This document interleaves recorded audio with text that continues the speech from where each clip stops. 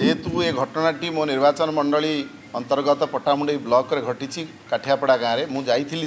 से स्थान को से घटना अत्यंत हृदय विदारक झीटी संपूर्ण पोड़ी जाइए एवं ता बापाकर जहाँ स्टेटमेंट थिला जे 6 मास तले से झीर जो पुरुष बंधु तांको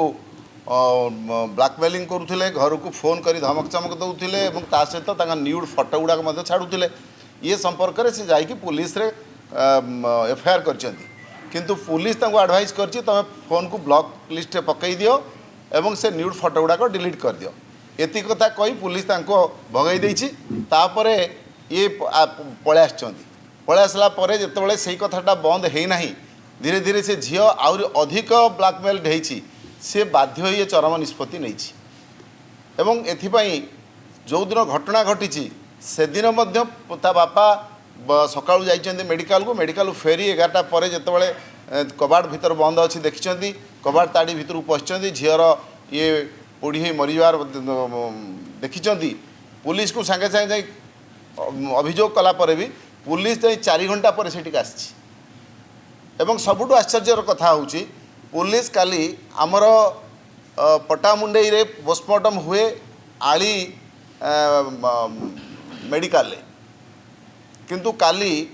ताकू केन्द्रापड़ा डिस्ट्रिक्ट हॉस्पिटल गणागला से आमर किसी कहवा ना डिस्ट्रिक्ट हॉस्पिटल हो पारता किंतु काली आउ तार पोस्टमार्टम करागला नहीं काली नकरी ताकू डीप फ्रीजर रे रखिले आज ताकू कटक आनी पोस्टमार्टम करने मु बुझीपारुनी पुलिस प्रशासन क्या डरुची तमे आली कल ना केन्द्रापड़ा कल केन्द्रापड़ा करने आणल पुणी आज कटक पोस्टमार्टम करने डेड बॉडी की नहीं आसछंती तेणु पुलिस कौटना कौटी पुलिस डरुची एवं राति से एआईसी खाली सस्पेंड कर एएसआई की सस्पेंड करदे घटना तो समाधान हम नहीं तेणु तार पुंखानुपुंख तदंत हवा दरकार इनक्वारी हवा दरकार तेणु जहाँ आमर मानवर विधायक आली कहले जे तार क्राइम ब्रांच तदंत हो से झील को न्याय मिलू एवं तांको कंपेनसेशन मिलू एवं ए प्रकार घटनार आउ पुनरावृत्ति केमती न हो से दिगरे सरकार टिके सचेतन हुंतु कौटना कौटी पुलिस रो मनोबल भांगी जाइछि कौटना कौटी पुलिस अवहेला करुछि जे ए सब घटना रे नारी निर्यातना हाउ विभिन्न क्राइम केस रे पुलिस वर्तमान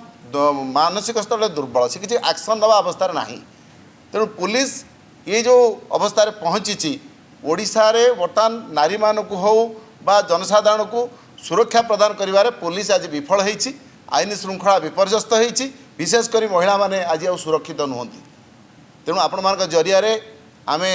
निवेदन करिबु पुलिस महानिर्देशक को से एप्रति टे सचेतन हूँ माननीय मुख्यमंत्री को आमे दाबी रखिबु ए सचेतन हूँ ओडिशार नारी समाज को न्याय दिंतु ए पीड़िता मान को न्याय प्रदान करंतु। जदि आपंक आम भिडी भल लगा तेब आम चैनल को लाइक शेयर और सब्सक्राइब करने को जमा भी भूलु नहीं।